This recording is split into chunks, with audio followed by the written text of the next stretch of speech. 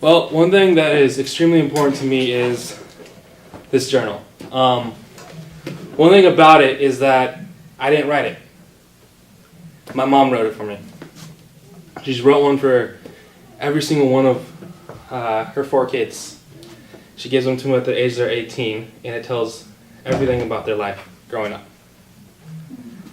She started writing it, actually at the date right here. January 2nd, 1994, 2 years after I was born. She remembers everything about the day I was born. Where she was, what time, how much I weighed. Yeah, she does.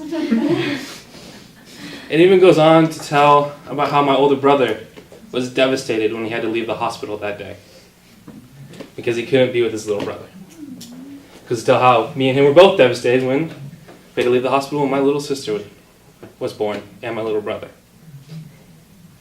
It goes on to say that when my little sister was in my mother's stomach, womb, I would walk up to her occasionally and go, Josh can have Steven, but this baby's mine. And it's good to have that because whenever my little sister feels down or someone's come at her, I go, hey Ashley, look at this. I said this. And it's true.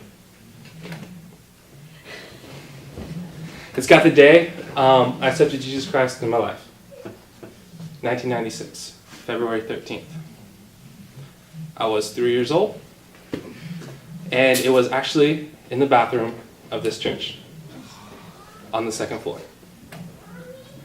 She said, she heard me from the stall say, hey Mommy, guess what? She said, what? I accepted Jesus Christ in my life, and I want him to live my life for me. It talks about when my dad had his appendix taken out, and all of us kids were terrified because we didn't know what it was. All of us knew that Dad was gone. He was in the hospital. It goes on to say about when in California on a vacation, my older brother had his appendix taken out. And it goes, and she puts a little side note saying, he hates California now. Unfortunately, it doesn't have when my appendix was taken out because I was over 18 when it was removed. It's organic. She's got every mistake that she made while writing it. Misspelled words that she crossed out and then put back in. Writings that she forgot to put in that she puts in on a later date. It's got gaps. One will stop 1995 and the next one will pick up 1998. But every single key important detail, or not so important detail, is kept in there.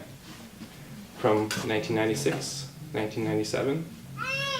One of the few non-important details was the day that I got my first buzz cut. And she said she was sad because my stark white hair was no more. It turned to the color it was now. She remembers the day that I first stopped being homeschooled. And how when I got home, I cried. Because I couldn't spend time with her anymore. She remembers that the next year when I went to high school and switched schools, she said, yet again, you cried because you didn't have your friends anymore and you wanted to be with them. And one thing it's taught me is that everything from when I was young, everything I loved, I still love now. She told me, you grew up, but you never really did.